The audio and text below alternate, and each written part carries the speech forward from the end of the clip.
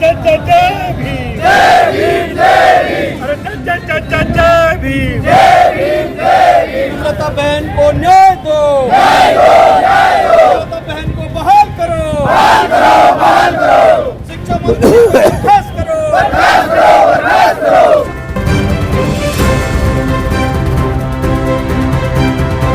मेरे साथ धर्मेंद्र हैं। धर्मेंद्र जी, सरकार बदली है लेकिन निज़ाम नहीं बदला। पहले भी इस तरह के हालात होते रहे।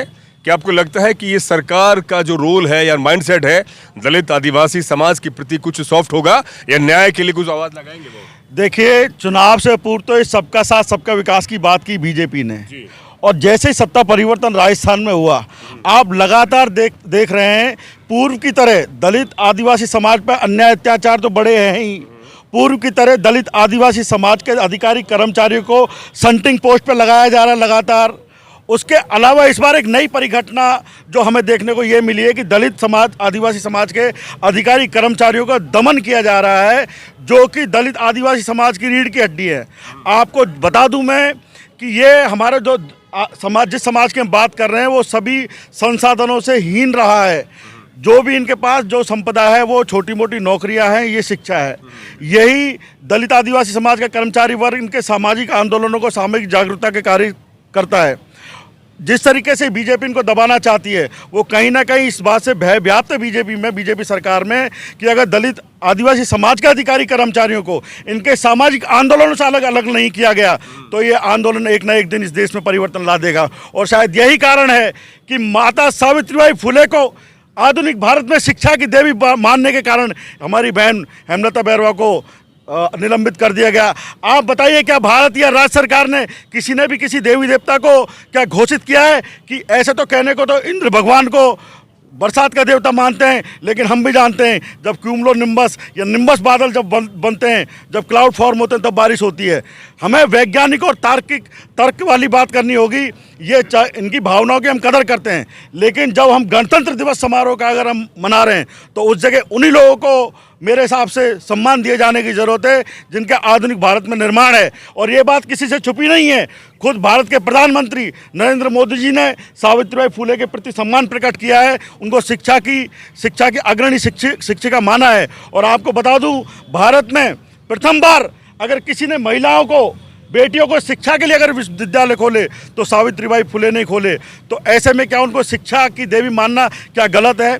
और वहाँ के जब कुछ लोग जातिवादी लोग, उत्पाती लोग जब स्कूल में आए तो उन्होंने देखा कि सामने अंबेडकर की मूर्ति लगी हुई है, सामने सावित्रीबाई फुले की मूर्ति लगी हुई है, तो जैसे जातिवादी लोग, जैसे उनकी मानसिकता है, उन्होंने विरोध करना स्टार्ट कर दिया। ये तो वीडियो की क्लिप का वो हिस्सा है जिसमें वो हमारी बहन विरोध करता नजर आ रही है। बाकी हकीकत ये है कि वो लोग अंदर जब उन्होंने देखा कि गांधी की वहाँ पे तस्वीर लगी हुई है, अंबेडकर की तस्वीर लगी हुई है, सावित्रीबाई फुले की तस्वीर लगी हुई है, जिन्होंने यहाँ के मनुवादी व्यवस्था को चैलेंज किया, तो इसीलिए उन्होंने विरोध शुरू किया। और उन्होंने, अब आप मुझे बताइए, जब हमारा संविधान हमें अपने सरकारी शिक्षण संस्थानों में धार्मिक उत्सव मनाने की आज़ादी नहीं देता, किसी भी धर्म को प्रमोट करने की आज़ादी नहीं देता, आपको मालूम है, तो ऐसे में शिक्षिका ने जो किया, तो जो संविधान का जो हमारे कर्तव्य उसमें लिखे हुए हैं कि हमें साइंटिफिक टेम्परामेंट डेवलप करने की ज़रूरत है, हमें तार्किकता फैलाने की ज़रूरत है, वही उन्होंने संविधान के जो भावनाएं हैं उन्हीं को आगे बढ़ाने का काम किया।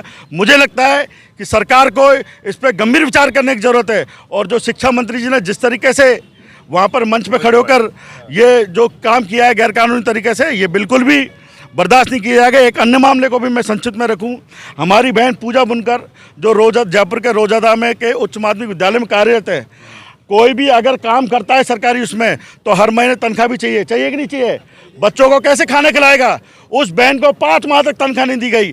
प्रिंसिपल को 85 बार उसने बेचारी ने विनती की।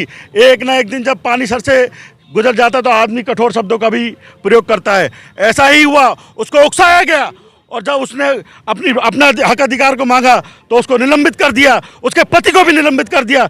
मैं राजस्थान सरकार से पूछना चाहता हूं कि क्या गलती है इन सब लोगों की जो इनको निलंबित किया जा रहा है। एक हमारे सीकर के भाई ललित बैरवा, जिसने 5 लाख रुपए के गबन का पर्दाफाश किया ललित रेगर को, और उसको जो अधिकारी वर्ग है उसको उसका समर्थन में आना चाहिए था। उसको सपोर्ट करना चाहिए था, उसको मनोबल बढ़ाने की जरूरत थी, क्योंकि मामला स्थानीय जनप्रतिनिधियों से जुड़ा हुआ था। उसको अधिकारी कर्मचारियों ने उसको समर्थन सपोर्ट नहीं किया। उन जनप्रतिनिधियों से जो भ्रष्टाचार में लिप्त थे उनके साथ साठगांठ करके उसी को प्रताड़ित किया। और हमारे एक भाई जिसने IIT कानपुर से इकोनॉमिक्स की पढ़ाई करी थी, वहाँ से मास्टर्स की डिग्री प्राप्त की थी, उसको मौत को गले लगाना पड़ा।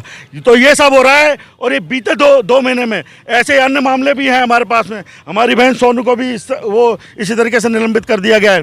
तो मैं आज यहाँ पर हम लोग एक सुर में ये बताना चाहते हैं भाजपा सरकार को कि अगर भाजपा सरकार ने समय रहते हुए अपने बर्ताव में बदलाव नहीं लाया तो हम उनको चेताना चाहते हैं कि 2018 में भी आपको यहाँ से हमने आंदोलन करके आपको कई प्रदेशों से सत्ता से बाहर किया था। हमारी पिछली पीढ़ियों ने मार खाई होगी, लेकिन हमारी पीढ़ी झुकेगी नहीं। आपके लठ कम पड़ जाएंगे और गोलियां कम पड़ जाएंगी, लेकिन हमारी छातियाँ कम नहीं पड़ेंगी। हम हर स्तर तक लड़ेंगे। आज सरकार को अल्टीमेटम देने आए आखिरी, इसके बाद हम बड़ी लड़ाई के लिए आगे बढ़ेंगे।